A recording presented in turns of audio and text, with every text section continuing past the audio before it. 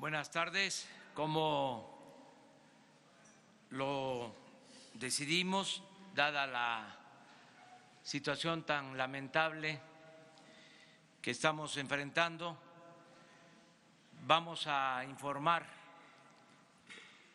permanentemente sobre esta tragedia que duele al pueblo de México, a los mexicanos y también, debo decirlo, ha conmovido a pueblos y gobiernos del extranjero que han manifestado su solidaridad, su apoyo en estos momentos difíciles para nosotros. Vamos a informarles de la siguiente manera. Primero, el ciudadano gobernador, como lo hizo por la mañana, va a dar un informe general de lo acontecido en las últimas horas. También, y es algo que nos importa mucho, va a informarnos el doctor Jorge Alcocer sobre los heridos, porque el propósito es salvar vidas. En estos momentos es lo más importante de todo. Y posteriormente va a haber un informe de las procuradurías o de la Procuraduría General, en el caso de Hidalgo, y de la Fiscalía General de la República. Los dos procuradores, Raúl Arroyo de Hidalgo y el fiscal Alejandro Hertz. Vamos a proceder de esta manera y al final la sesión de preguntas y respuestas. Gracias. Con su permiso, señor presidente, señoras y señores secretarios, compañeras y compañeros de los medios de comunicación, pues ante estos hechos lamentables, en una coordinación muy estrecha entre los tres órdenes de gobierno, se ha procedido a llevar a cabo todas y cada una de las tareas que el presidente de la República instruyó esta mañana en las diversas reuniones de trabajo y de los anuncios que hiciera ante ustedes los compañeros de los medios de comunicación. Con lo cual, cada una de las dependencias competentes, como lo es la Secretaría de Seguridad Pública, el Ejército, la Marina, Pemex, la Secretaría de Energía, la Fiscalía General, así como el Gobierno del Estado de Hidalgo y todas sus dependencias, acudieron en la división de tareas que hicimos para cada una de ellas a cumplir cabalmente con las responsabilidades, y me permito poner en conocimiento de las y los mexicanos a través de ustedes los medios de comunicación que se iniciaron trabajos de reapertura de zanja allá en el municipio de Tlahuelilpan y se continuó con la búsqueda de víctimas. Desde las 14 horas arrancaron estos trabajos puntualmente con la asesoría de Pemex y el trabajo de las áreas de protección civil, federal y estatal. Asimismo, pues creemos que las condiciones en la comunidad son de calma, se ha dado certidumbre, creemos que estamos haciendo las cosas por el camino correcto y hemos pedido a la comunidad mucha tranquilidad ante obras que ve que vamos a hacer.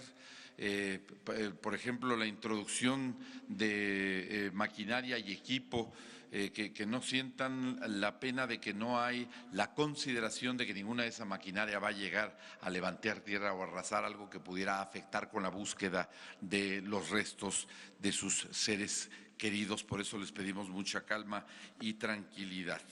Los trabajos se realizaron priorizando en todo momento la atención y el apoyo a los heridos y a las familias de las víctimas, como lo acordamos en la mañana y como lo instruyó el presidente López Obrador.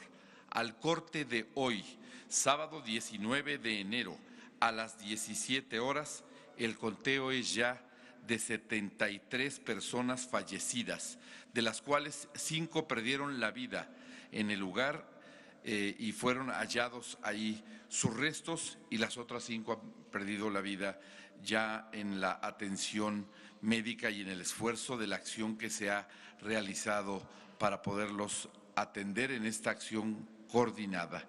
Y hemos informado oportunamente a las familias, a los seres queridos, para que conozcan sobre la situación de sus familiares.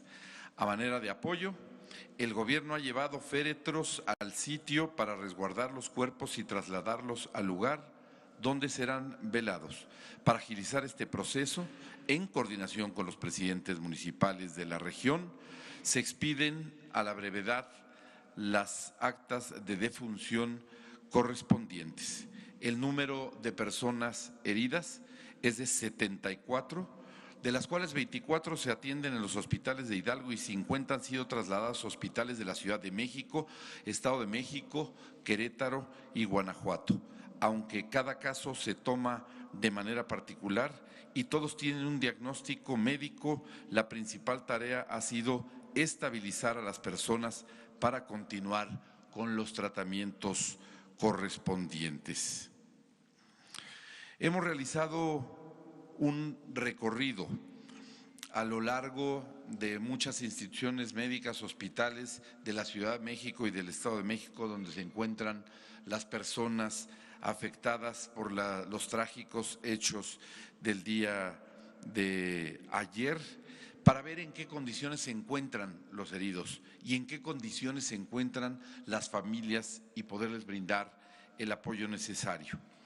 En compañía de la señora Beatriz Gutiérrez Müller, esposa de nuestro señor presidente, y de Claudia Sheinbaum, jefa de gobierno en la Ciudad de México, hicimos algunos recorridos para garantizar la mejor atención médica, el medicamento, los gastos y todo el apoyo, tal como lo pidió el presidente, sin escatimar el apoyo para que los familiares de las víctimas puedan responder a esta situación.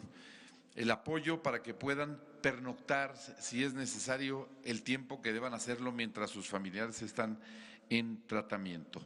Hoy se cuentan ya con 59 carpetas de investigación iniciadas en las agencias del Ministerio Público para asentar los datos de las víctimas. Y es importante resaltar la participación y compromiso de servidores públicos y funcionarios de los 3 órdenes de gobiernos, mismos con los que hemos logrado atender en la comunidad a más de 300 personas familiares de los afectados, quienes buscan a sus seres queridos y están atentos a los hallazgos de los restos humanos que van apareciendo en la medida en que la búsqueda avanza. Son muchas las vertientes de atención que se han puesto a disposición de las personas envueltas en esta gran tragedia. Desde un inicio que se activó el plan DN3 y los comités nacional y estatal de seguridad se han coordinado con los directivos de los hospitales, las jurisdicciones de salud, las áreas de protección y las coordinaciones médicas. Se han acondicionado espacios para la atención de las víctimas, particularmente en el Centro Cultural de Tlahuelilpan, a un costado de la Presidencia Municipal, como punto de atención para mantener informada a la ciudadanía, a los familiares de las víctimas, tanto de las que han fallecido, de las que están heridas o de las que aún permanecen como desaparecidas. El accionar del gobierno ha sido constante, pero hay muchas cosas incuantificables, como la solidaridad de todo un país, el apoyo y buenos deseos manifestados en las redes sociales y en los mismos lugares de los hechos dejan en cada hidalguense un sentimiento de gratitud y de esperanza. Muchas gracias a todas estas personas por ser el pilar de apoyo ante esta terrible tragedia. Finalmente, de las personas hospitalizadas, 7 son menores de 18 años y 1 tiene 12 años, que permanecen internados en los distintos hospitales de la región metropolitana del Valle de México. 30 víctimas tienen entre 18 y 29 años, 36 tienen entre 30 y 54 años y una víctima tiene 63 años. La verdad de las cosas es que el panorama se ha ido endureciendo para todos nosotros, para las y los mexicanos. A medida que han pasado las horas, la expectativa de encontrar más personas vivas pues prácticamente va desapareciendo. De las que se encuentran heridas se ha ido en muchos de los casos agravando la situación. Ya vamos a comenzar con el traslado de algunos de los pacientes, sobre todo de los menores de edad, al Hospital Shinners en Galveston, Texas. Ya hemos llamado a la Fundación Michu Mao para que active los mecanismos y los protocolos para atender a pacientes quemados para comenzar ese traslado y pues hemos tratado de que en todo momento ustedes, los medios de comunicación y todos los mexicanos, cuenten con la información oportuna ante esta terrible situación, ante esta gran tragedia que enlutó a Hidalgo y enlutó a México. Por mi parte, señor presidente, sería todo. Muchas gracias.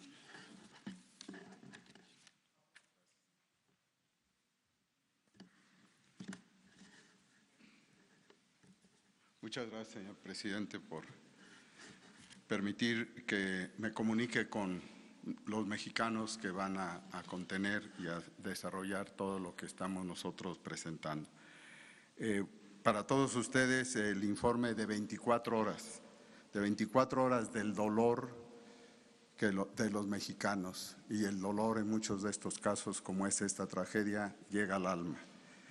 Referente a esto, y desde luego con una coordinación muy particular que quisiera resaltar, donde en forma armónica las instituciones, sin ninguna pero de ello, están atendiendo a los lesionados, a las víctimas de esta tragedia, en una forma muy integral de atención al máximo y desde luego con calidad y con atención también a sus familiares, puesto que la familia es la parte central de nuestra sociedad y se pone de manifiesto hoy en día ante esta tragedia. En esta correlación, en esta integración, desde luego coordinadas por el que aquí les habla, está el Instituto Mexicano del Seguro Social, participa el ISSSTE, participa las instancias estatales que mantienen con una calidad en el Estado de México, en la Ciudad de México y desde luego en el Estado de Hidalgo, una atención de primera intención muy importante.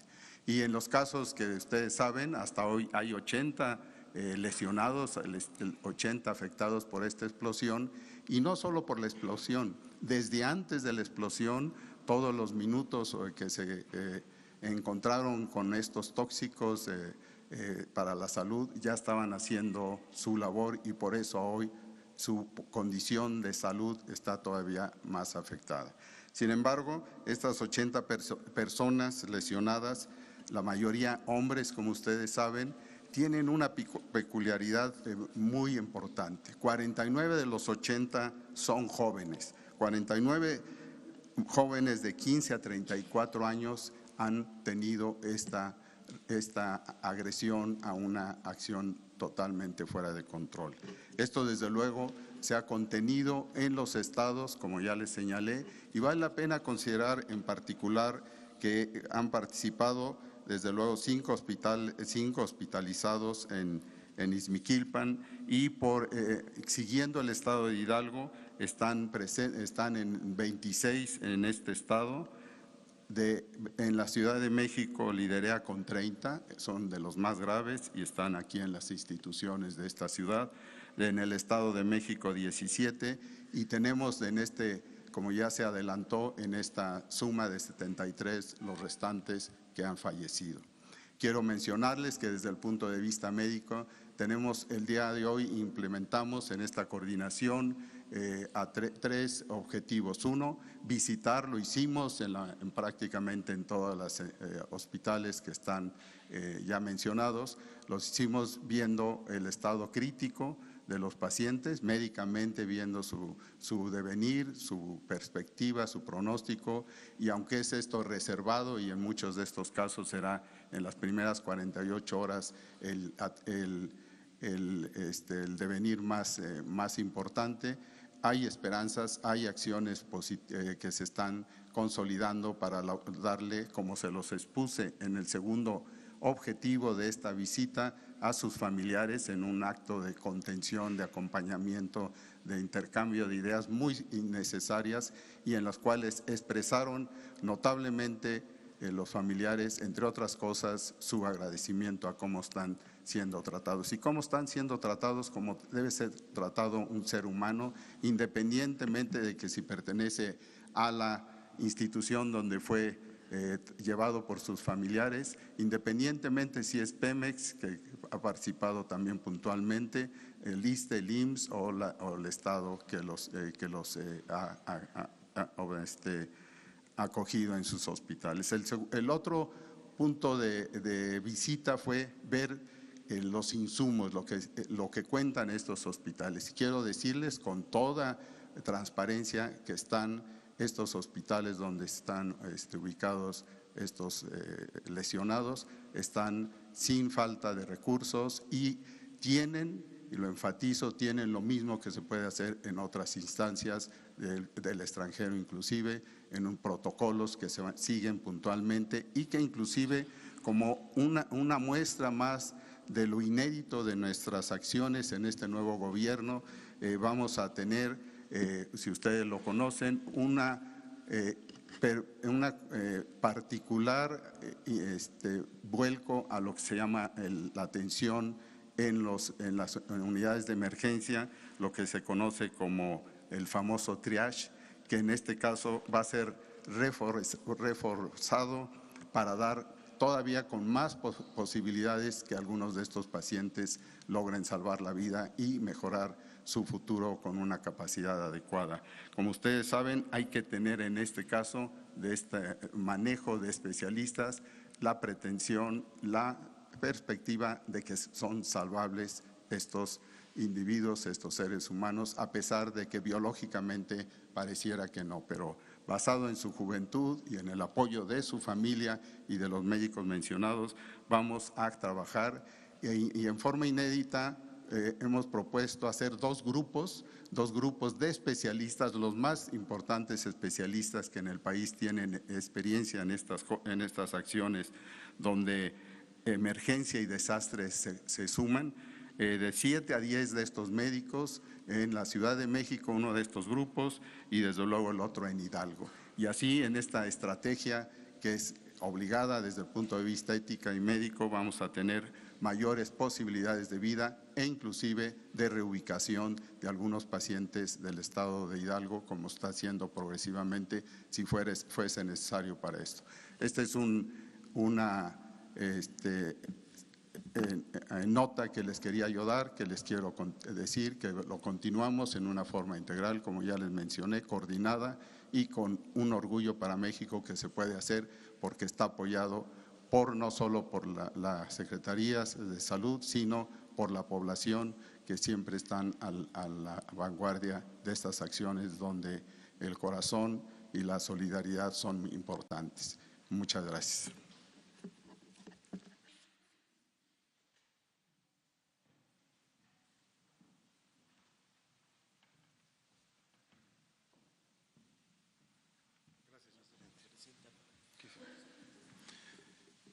Con su permiso, señor presidente.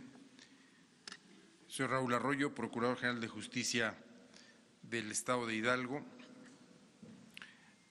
Como ya refirió el señor gobernador Omar Fayad, la instrucción fue desde el primer momento de este trágico evento el organizar un trabajo que permitiera ofrecer soluciones en todos los aspectos que se vieron afectados por los hechos que son de todas y de todos ustedes conocidos.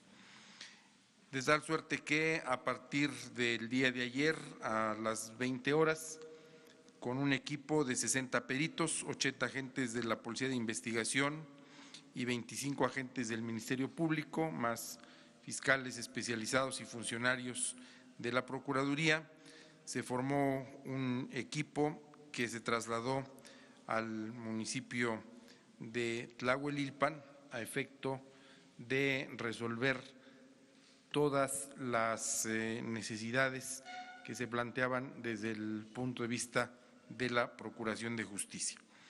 Una vez que se tuvo la autorización de los organismos de protección civil y de Pemex, nuestros peritos, personal especializado, pudo entrar al predio alrededor de las 4:15 de la mañana. Se ingresó con 4 grupos de 8 peritos cada uno en materias de criminalística, antropología, genética, topografía y química, para que se pudiera dar cobertura a toda el área del siniestro. Una vez hecho el recorrido de estos peritos, se encontraron 6 cuerpos completos y 57 restos de personas que presentaban quemaduras en grado de carbonización y parcialmente calcinados. La búsqueda concluyó en una primera fase a las 11:15 del día de hoy y a partir de ese momento se concentraron los restos humanos para empezar el trabajo de identificación.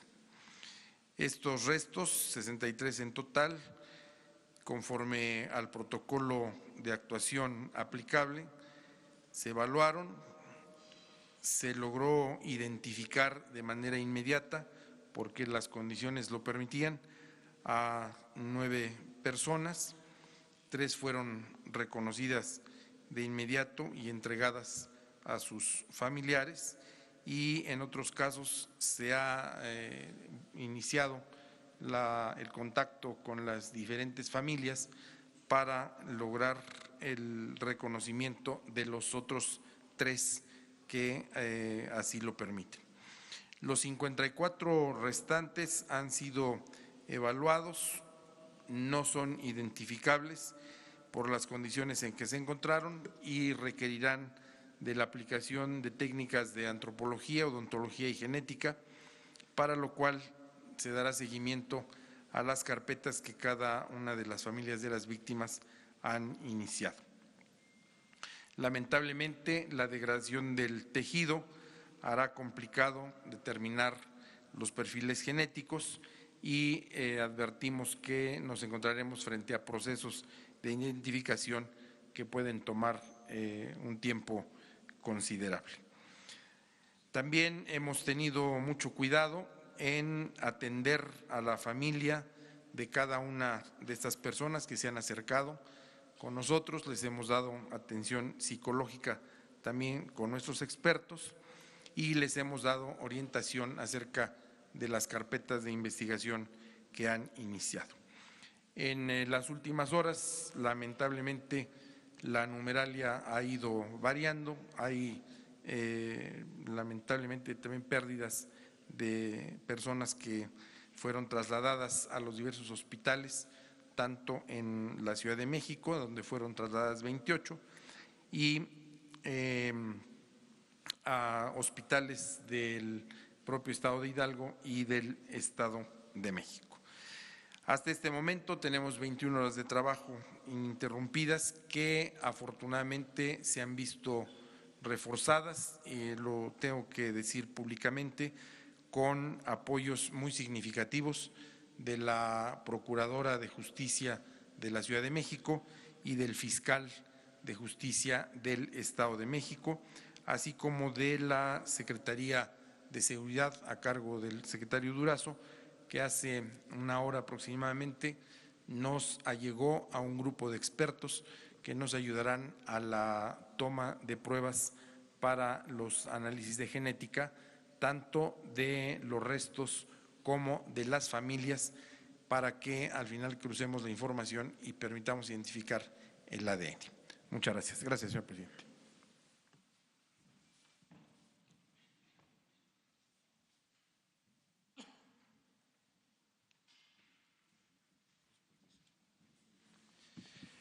Queremos informar a ustedes que la Procuraduría del Estado está dedicada a la identificación de los restos de las personas que se encontraban en esa área. El Ministerio Público Federal está haciendo el análisis de la secuencia de los hechos. Tanto los agentes del Ministerio Público como la policía, como los peritos, están estableciendo las primeras hipótesis de lo que ocurrió en el momento del siniestro. Estas primeras diligencias quiero que ustedes las tomen como lo que son: información preliminar que se va a ir configurando conforme vayamos avanzando. ¿Qué es lo que nos dicen los datos que hemos obtenido? En el momento del siniestro, ese ducto estaba cargado con gasolina de muy alto octanaje. Eso genera una serie de gases de una gran letalidad. Y por tal razón, en el momento en que eso se da y las personas empiezan a acercarse y a moverse de una manera multitudinaria alrededor de esa zona que estaba cargada de gases, muchas de las personas usan ropa de contenido sintético, que tiene también la posibilidad de generar reacciones eléctricas. Ese es un principio de investigación. No es una contundencia ni un resultado final. Ese movimiento de tantas personas en una área cargada de gases y que además de los contenidos líquidos pudo haber generado esa explosión. Esa es la primera información de carácter pericial que tenemos, que se puede ratificar o rectificar conforme vayamos avanzando. Estas son las primeras horas. Nosotros tenemos la intención, y eso ha sido el criterio del Gobierno de la República, del señor presidente, de ir informando todo lo que se vaya avanzando, sin que esto signifique que sea contundente. Esa es la primera impresión que tenemos de carácter pericial. Mañana vamos a comenzar con las testimoniales y conforme vayamos avanzando lo vamos a ir dando a conocer a todos ustedes. Hasta ahorita eso es lo que tenemos. Muchas gracias. Muy bien, pues hemos decidido transparentar todo el proceso para llegar a la verdad sin ocultar absolutamente nada. Por eso vamos a estar informando a través de ustedes a los mexicanos, a los ciudadanos de nuestro país. Abrimos, si les parece, la sesión de preguntas y respuestas.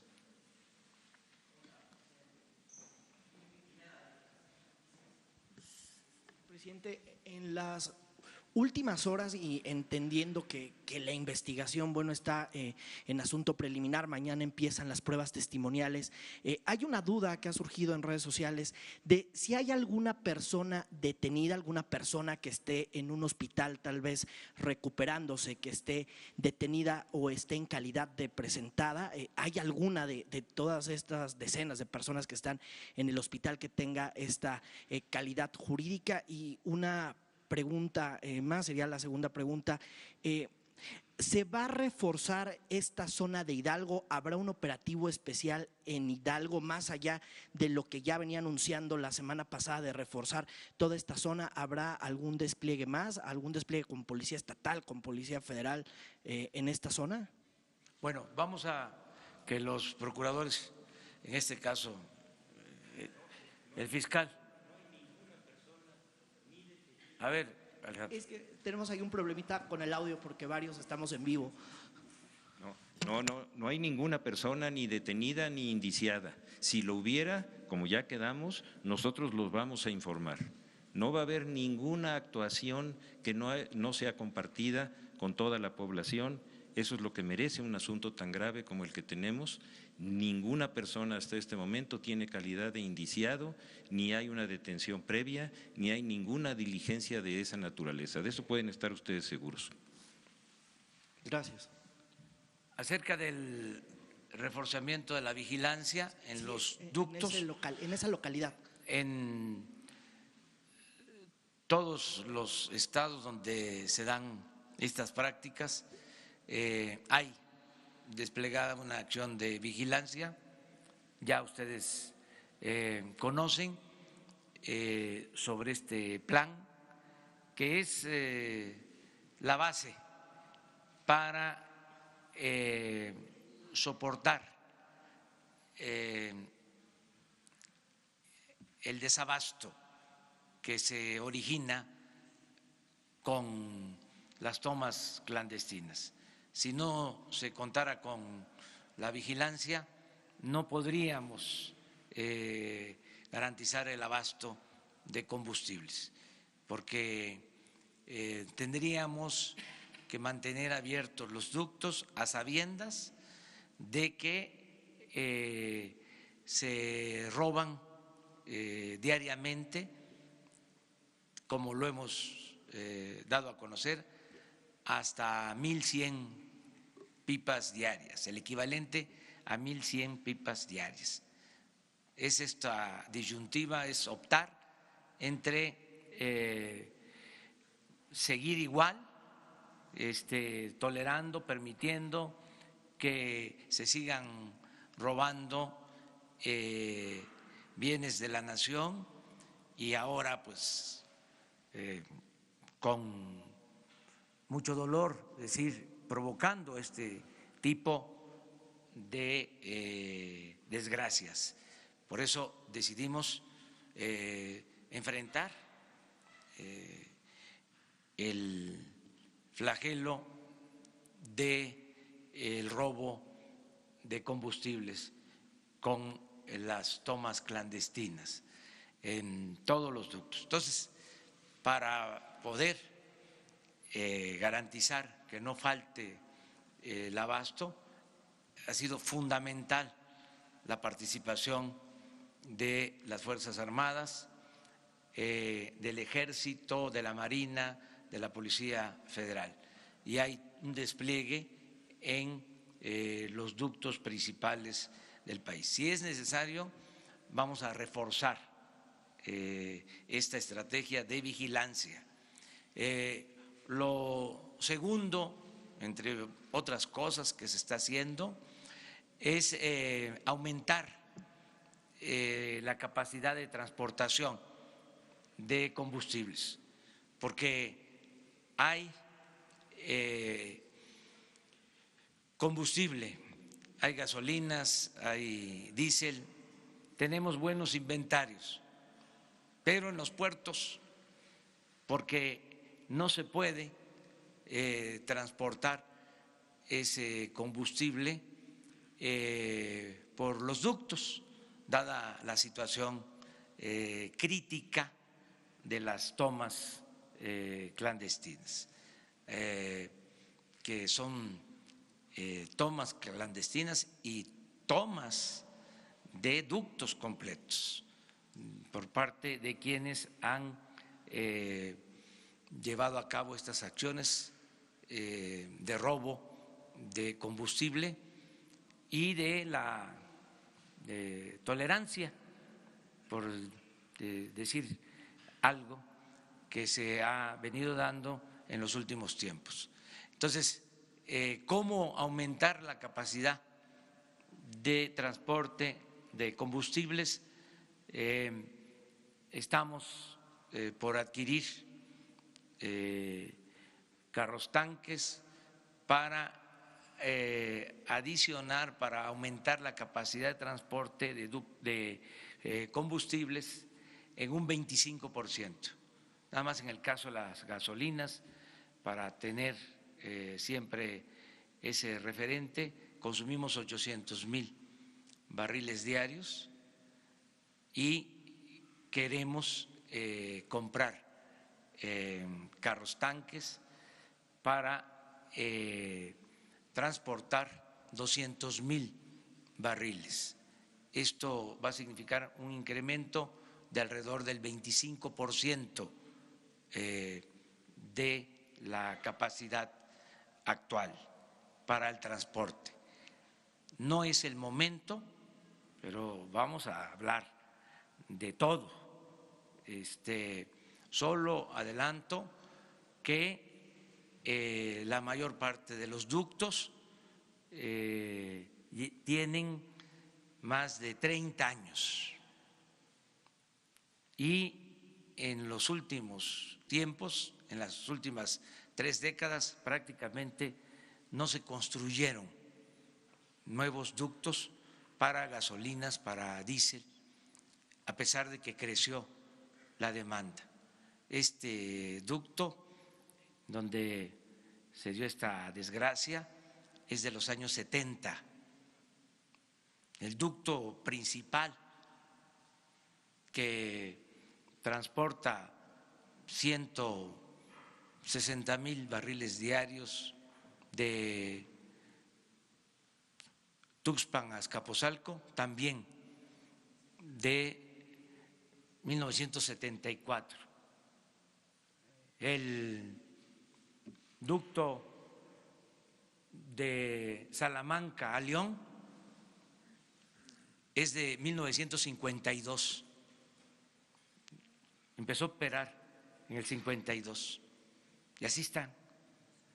Pero además, remendados, parchados por estas perforaciones que se hacen para las tomas clandestinas. Y lo tercero, en general, hablé de la vigilancia, hablé de aumentar la capacidad de transportación, que les digo, estamos capacitando a conductores porque ya se tienen las primeras pipas, las primeras unidades contratadas, van a empezar a llegar para que resolvamos problemas de abasto.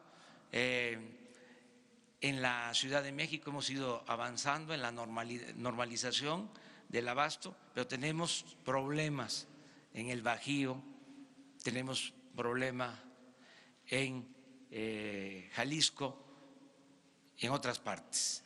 Entonces, por eso la necesidad de empezar a transportar gasolinas y diésel con las nuevas unidades. Yo espero que para la semana próxima ya estemos transportando en estas nuevas unidades, en carros tanques, en cisternas.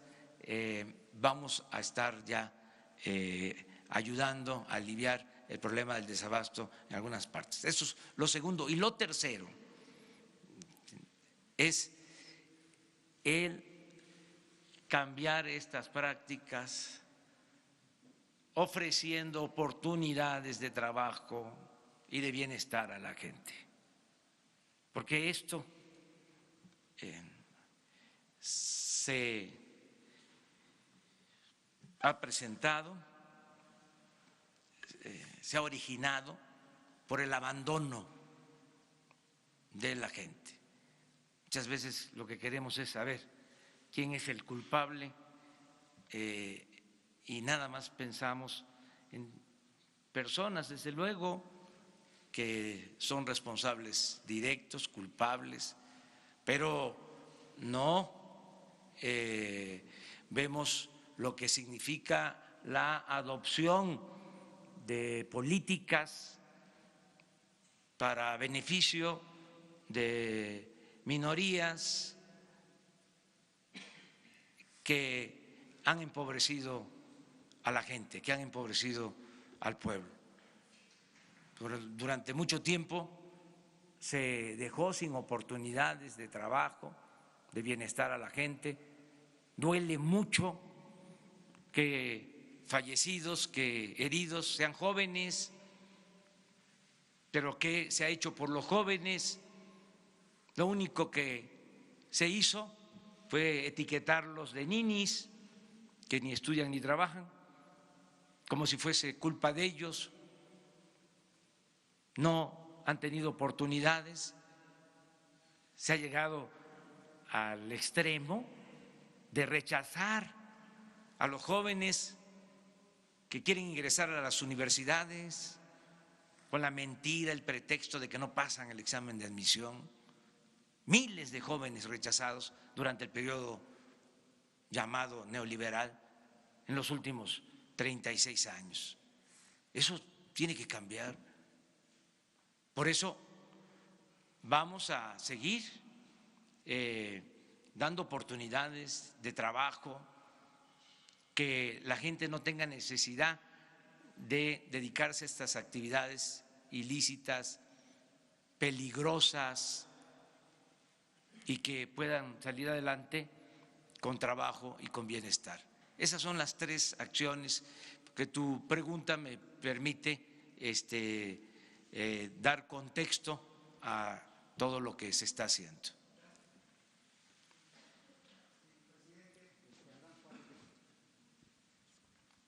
Sí, presidente, Adán Juárez de Vanguardia. Quería comentarle a propósito de lo que usted dice de ayudar a la gente. Muchas familias que han sido afectadas por esta situación trágica se preguntan si usted, su gobierno, les ayudará económicamente, pues no solamente con las medicinas, sino económicamente con algo más sustancial, a manera pues de enfrentar pues su situación en la que se encuentra, que normalmente es muy humilde, y vemos ahí que es mucha gente que lleva sus bidones, pero pues se llevan unos cuantos litros y con eso pues obviamente no superan su pobreza, ¿no? Y el segundo, usted dice que los ductos los va a cerrar. Yo quisiera preguntarle si esto va a ser definitivamente los ductos ya ABUR, como dice, ¿no? No se pueden cerrar los ductos, porque no podríamos distribuir los combustibles. Además hay algo también que no es lo más importante, pero que se tiene que tomar en cuenta. Transportar combustibles por ductos es lo más económico. Luego son los ferrocarriles, luego los buquetanques y luego las pipas en costo.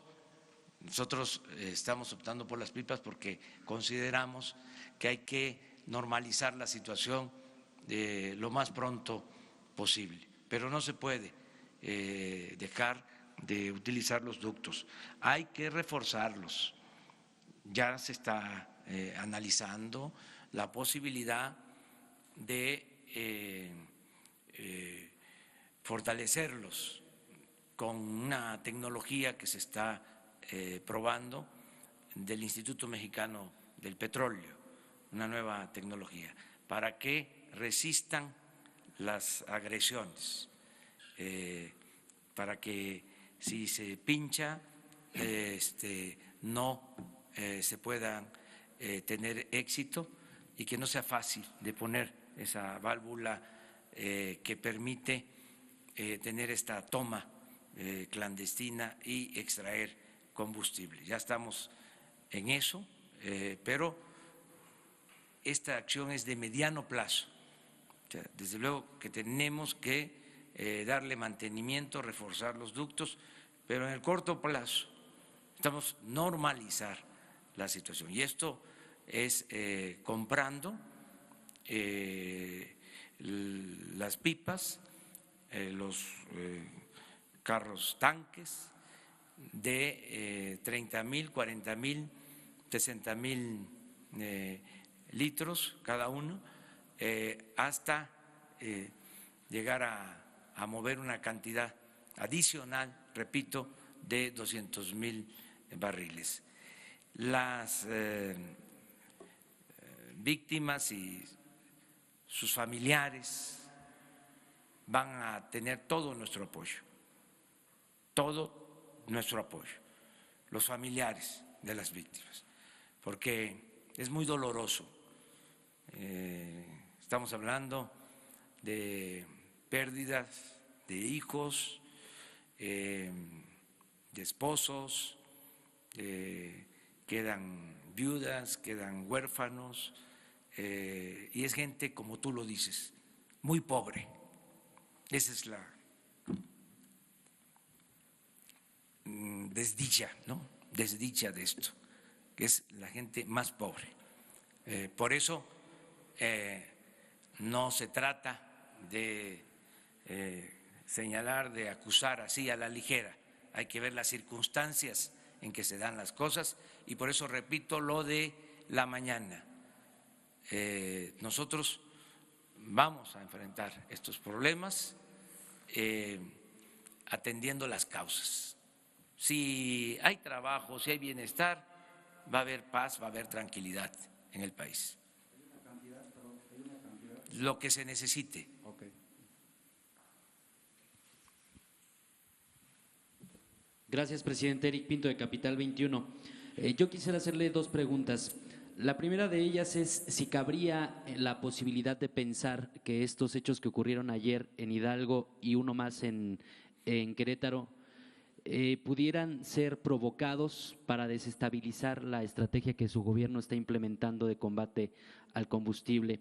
Y la segunda es preguntarle si podrían contemplar también ustedes, a como lo ha propuesto el sector empresarial, vigilar todos los ductos con drones.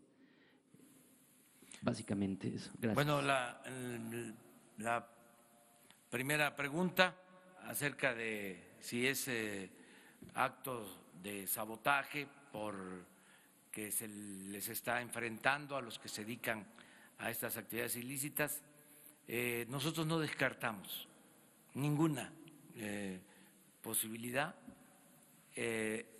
solo que corresponde a la Fiscalía General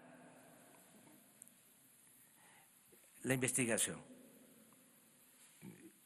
también con absoluta libertad e independencia. Vamos a que se sepa la verdad y se castigue a los responsables. En cuanto a que nos hagan cambiar de estrategia, no, porque no queremos relaciones de complicidad. El gobierno no va a establecer componendas ni relaciones de complicidad con nadie. El gobierno va a actuar con rectitud y con honestidad. Cero tolerancia en cuanto a la corrupción y a la impunidad. No vamos a permitir, en las circunstancias más dolorosas y difíciles, no vamos a ceder. Tenemos que limpiar al país de corrupción. Si no, no vamos a salir adelante, nos los van a reclamar nuestros hijos, nuestros nietos. No va a haber cuarta transformación si damos marcha atrás. Ya inició este proceso de cambio y va a continuar. Y vamos a lograr el propósito. Estoy seguro de que se va a acabar la corrupción en el país. Y estoy optimista por dos razones. Primero, porque el pueblo de México es un pueblo honesto, un pueblo bueno, trabajador. Primero eso. Y segundo, porque la corrupción se ha extendido en México, ha proliferado, porque se ha promovido de arriba hacia abajo. Entonces, si ya no hay corrupción arriba, vamos a poder limpiar por completo el gobierno de corrupción. Acerca de los drones, se tiene tecnología. Ya en su momento vamos a informar, porque ya hemos hablado de esto, de lo que se gastó en la compra de tecnología en Pemex para supuestamente garantizar la seguridad de ductos. Se compraron hasta aviones, helicópteros, lanchas, y mucho de ese equipo no fue utilizado, o a pesar de que se detectaban las fugas, como ya lo hemos dado a conocer, se mantenían abiertos los ductos, sonaba la alarma y no era atendida. No es nada más un asunto de tecnología, es un asunto de voluntad, ¿no? De que las cosas cambien. Las dos. Sí, buenas tardes, gracias. Presidente, preguntarle en cuanto a la actuación del Ejército, porque hay un poco de dudas sobre si el Ejército hubiera o no podido acordonar la zona, en fin. ¿En qué momento decían que en una primera etapa había poca gente? ¿En qué momento pues se vieron rebasados por la cantidad de gente que llegó, que dicen que eran como 800 personas? Y si ese tiempo no les dio margen de pedir refuerzos o los tomó por sorpresa, ¿qué fue lo que pasó? Y si nos pudiera también precisar en el caso de los heridos, si son 80 heridos, son 74, y cuál es la gravedad de estos heridos, y si hay también familiares pues buscando desaparecidos, si se tiene algún número de personas que estén siendo buscadas. Gracias. Bueno, acerca de lo primero ya se habló en la mañana. El general secretario explicó la circunstancia en que se presentaron los hechos.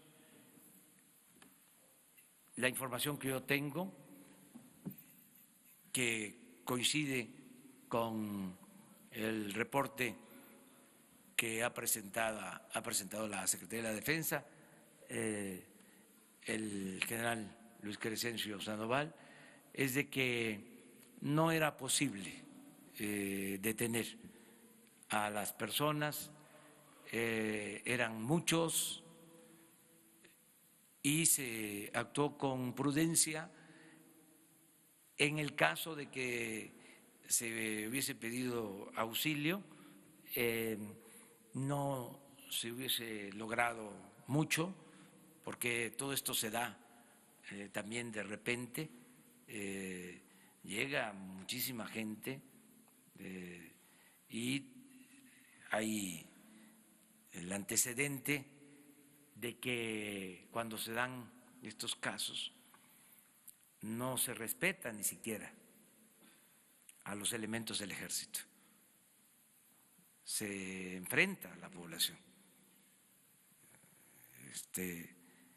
Hay otros casos sobre esto.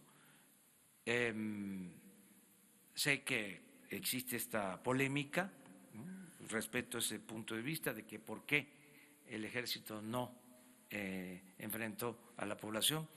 Yo estoy más por la postura que asumió el ejército, porque nosotros no podemos enfrentar estos actos con medidas coercitivas. No podemos reprimir, o sea, porque el detener significa en un momento dado desatar una represión. Además muy riesgoso, y no se tenían todos los elementos. Es que un caso de estos, pues hay imágenes en donde es muy difícil poder controlar a la gente. Ahora hay una versión, hay muchas versiones, hay quienes dicen que se anunció que iban a regalar gasolinas. He estado escuchando esa versión. Con todo respeto, pienso que ya es una práctica establecida. Me duele decir que esto se daba con frecuencia, cuando menos de 5 años a la fecha. Por eso los recipientes, y sucede lo mismo en otras partes. Eso no se puede ocultar. Eso no significa condenar a la gente. Hay que explicar las circunstancias en que se dan estos hechos, lo que lleva a la gente, lo que empuja a la gente a actuar de esta manera. Pero no es que de repente se corrió la voz, van a regalar gasolina como si fuese la primera vez. No, toda esa zona, y no solo ahí, porque tampoco se trata de estigmatizar un municipio, una región, un estado, es un problema general. Hay vestigios de tomas clandestinas a lo largo de todos los ductos. O sea, siempre se encuentra. Y eso corresponde investigarlo a la Fiscalía General, pero ahí mismo donde se dio el siniestro, ahí seguramente hay vestigios de tomas clandestinas. Entonces, actuó bien el Ejército. Nosotros hemos dicho siempre que queremos el apoyo del Ejército, lo necesitamos, con el giro que el propio Ejército está dando de atender asuntos de seguridad nacional, pero también asuntos de seguridad interior y de seguridad pública, respetando derechos humanos y con el uso adecuado, correcto, prudente de la fuerza. Yo estoy en eso de acuerdo con la actuación del Ejército, de la Marina, de las Fuerzas Armadas. Siempre he sostenido que el soldado es pueblo uniformado, que no se debe de estigmatizar y ya el que está portando un uniforme es un represor. No, no es así. Me gustó mucho, lo digo, la exposición de hoy del general secretario ante esta pregunta, que por qué no se usó la fuerza o por qué no se enfrentó a la gente, y la manera en que él lo respondió pues fue muy claro. No se trata de confrontarse con los ciudadanos, menos en las circunstancias en que se presentaron los hechos. Y esto es lo que vamos a seguir haciendo. Precisar la cifra de heridos y si hay desaparecidos. Tú advertiste de que se habló de 74 heridos y el doctor habló de 80. Esto es lo que tú advertiste, yo también. Le vamos a pedir al doctor que nos explique por qué se tiene esta cifra. Sí, muchas gracias, presidente. Es muy sencillo. 80 son los heridos, los que han llegado a hospitales, y 73 son los que siguen vivos. La diferencia, 7 han muerto en este proceso. Esa es una. Y la otra, de la gravedad.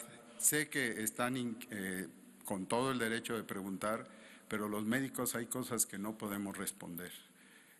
Si yo tomo en cuenta nada más los 26 heridos, los de 26 jóvenes que están en Hidalgo, hay que tomar para su análisis, señalar que están en Hidalgo porque están en una condición de salud mejor, grave, pero mejor que los que han requerido ser trasladados a la Ciudad de México. Esa es una diferencia que no nos permite, hablando de transparencia y de claridad, decir la mitad o el 60 o números porcentuales que nunca dicen mucho, en términos generales, que digan la mitad de los pacientes están graves, la otra mitad. ¿La mitad de cuáles?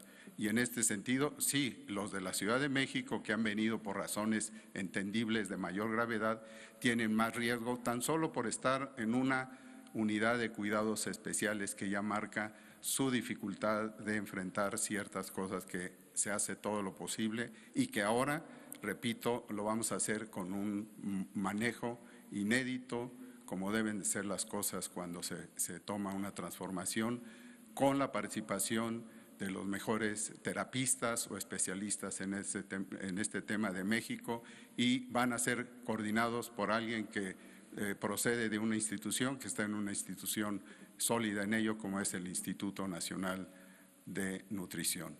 En este contexto, los dos grupos van a trabajar y van a movilizar a pacientes que requieran venir o ya pasar a otra instancia. Esa es la diferencia en los números, ¿sí?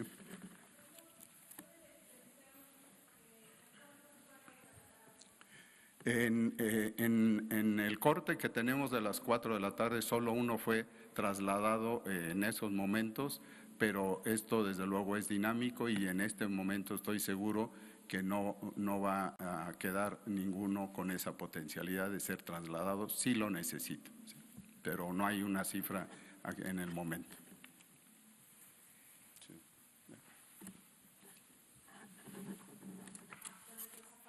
¿Si hay alguna cantidad de personas buscando A ver, familiares? sería importante que el procurador de Hidalgo.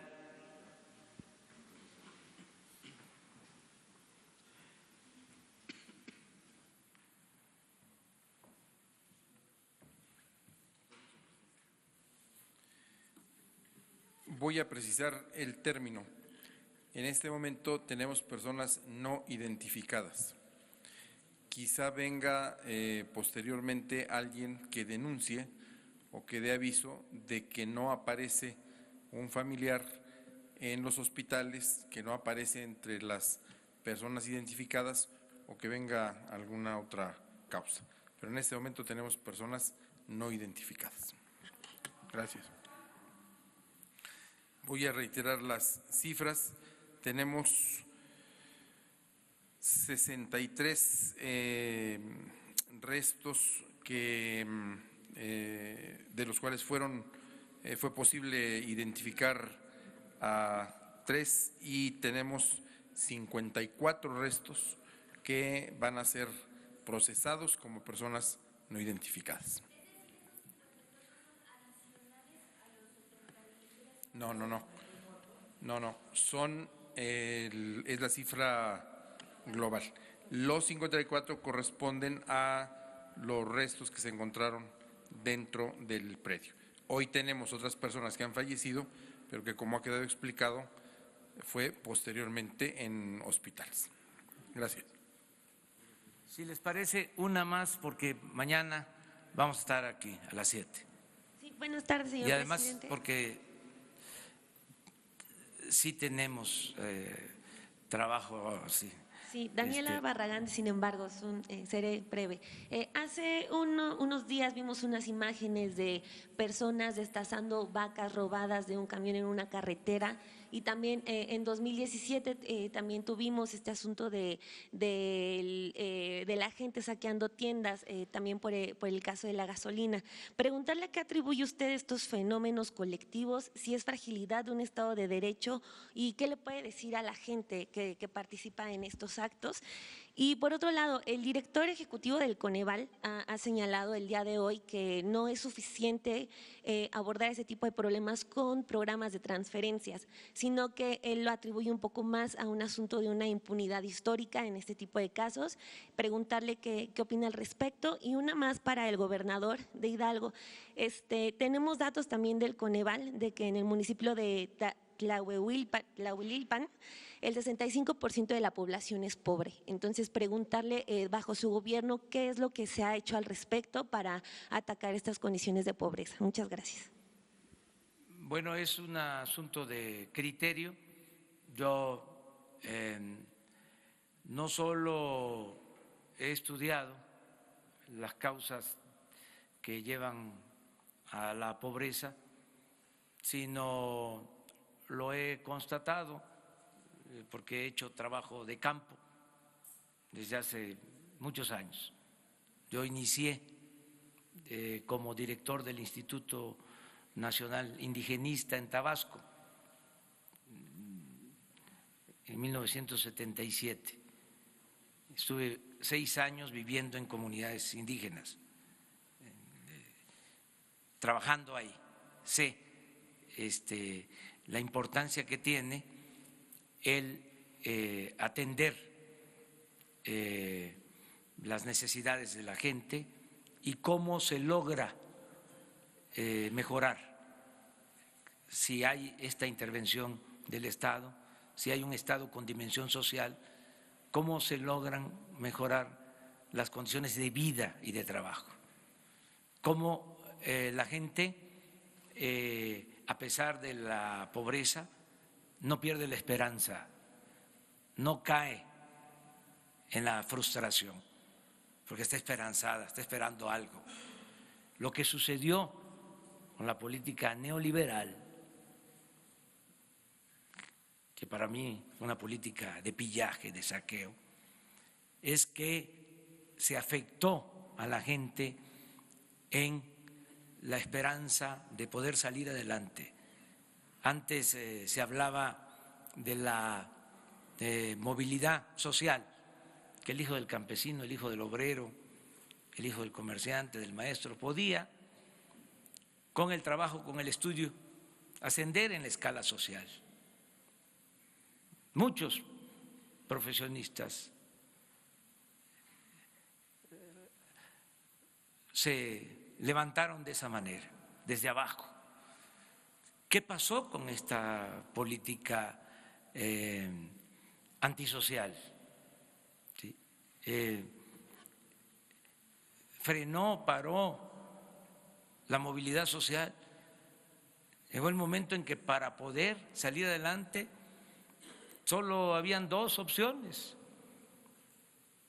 la ilegalidad o la migración.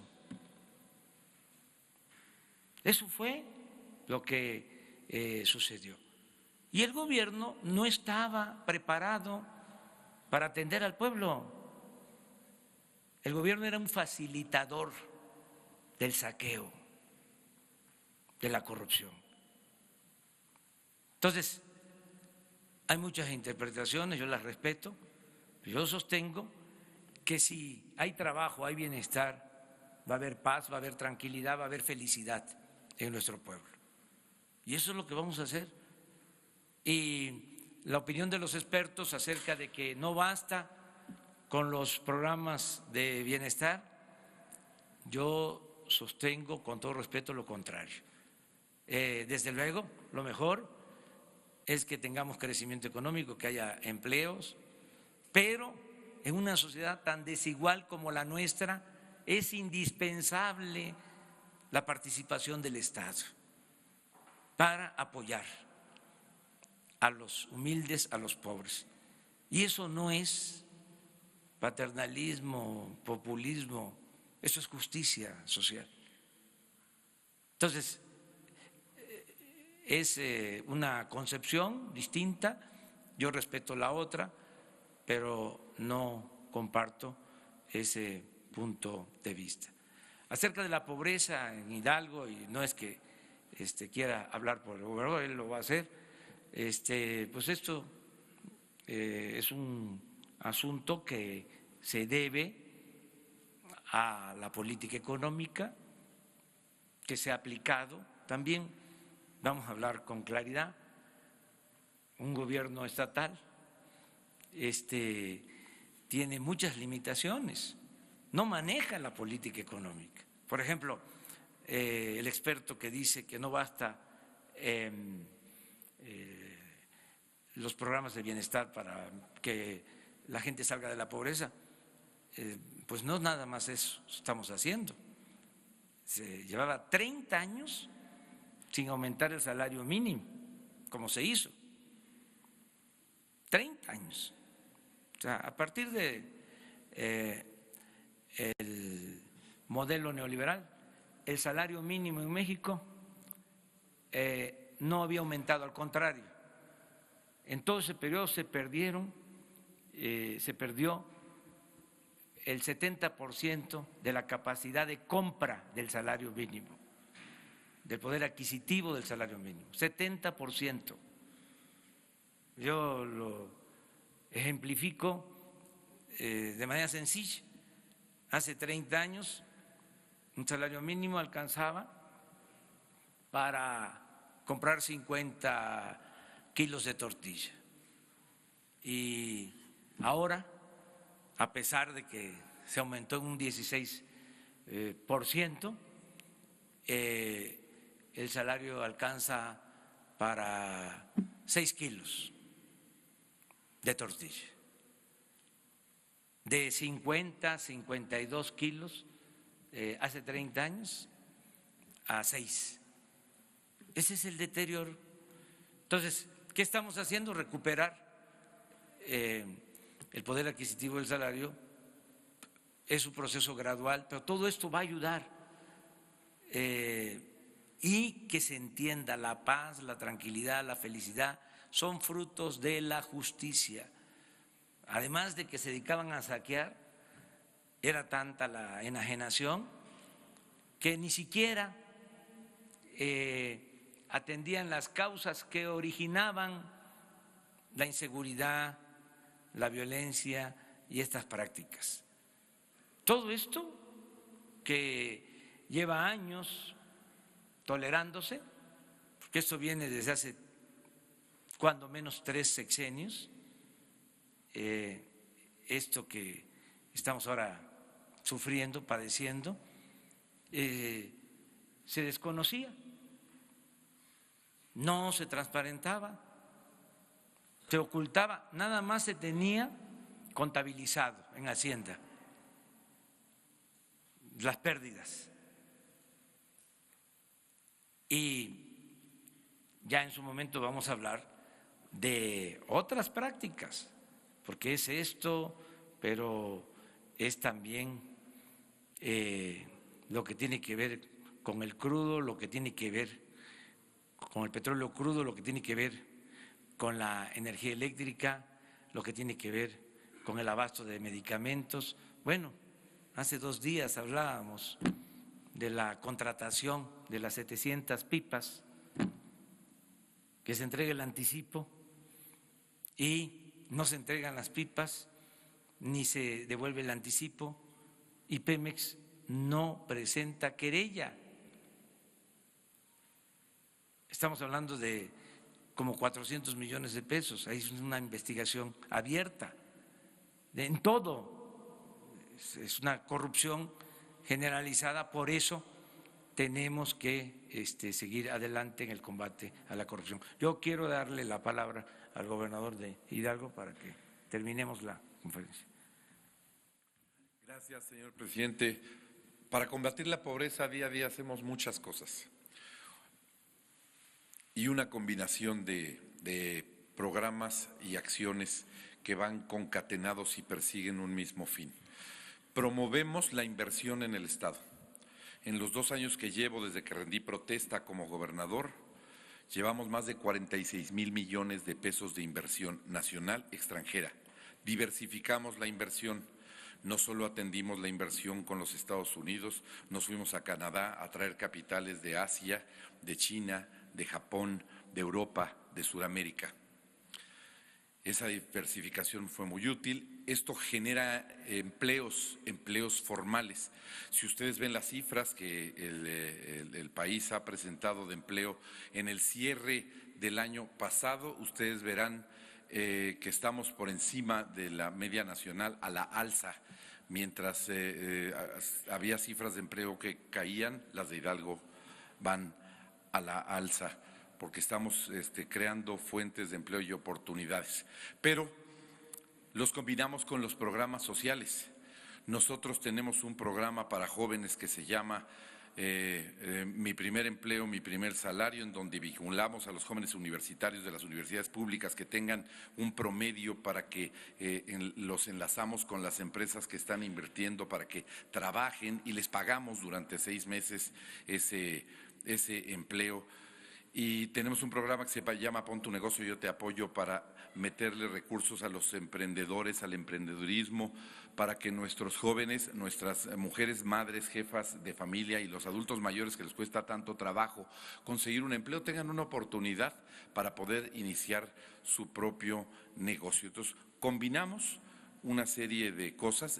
Hemos tenido que tomar medidas muy drásticas. Yo se las platiqué en su primer visita a Pachuca al presidente López Obrador. Nos tuvimos que amarrar fuerte el cinturón, muy duro. Tuvimos que suprimir oficinas completas, secretarías completas. El gobierno de Hidalgo no tiene oficina de representación en el Distrito Federal. Estamos a 90 kilómetros. ¿Para qué necesitamos una oficina de representación en el Distrito Federal que tiene una estructura como si fuera una secretaría? Eliminamos una oficina de representación que se tenía en el extranjero, que tampoco le dejaba absolutamente nada positivo al Estado. Desaparecimos la Secretaría de Planeación como tal, que desaparecimos muchas áreas de apoyo, las secretarías privadas, las coordinaciones de asesores y todas estas plazas y estructuras. Suprimimos 1,700 plazas de la nómina del gobierno de Hidalgo para que esto nos permitiera, además, por la planeación y por el buen ejercicio de las finanzas del Estado, subir la calificación. Durante toda la historia, cuando menos lo que yo recuerdo, Hidalgo siempre estuvo con signo negativo, y en estos 2 años hoy Hidalgo tiene una calificación de estable. Entonces es una combinación entre… ¿Qué es lo que desde el gobierno y esta implementación de esta política económica, qué es lo que ha pasado con este municipio?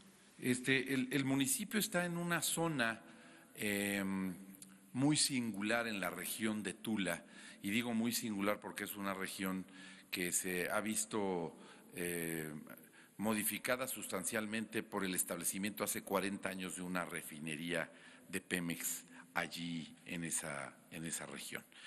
¿Y qué es lo que le hace falta a los municipios? Fuentes de empleo. Y donde no se pueden llevar las inversiones, les hace falta aplicar programas sociales. Tiene que ser una combinación. No puede ser estrictamente verlo con un sentido económico, sino hay que verlo, es un sentido económico con un fundamental sentido social, para que ambos puedan generar oportunidades. Y pues apenas llevamos 24 meses, ahí vamos. Entonces, mañana a las 7 de la mañana y a las 6 de la tarde. Y ya el lunes solo a las 7, si les parece. Muchas gracias, la verdad, porque es fin de semana, ¿no? Para ustedes, y agradecerles que estén aquí cubriendo. Muchas gracias.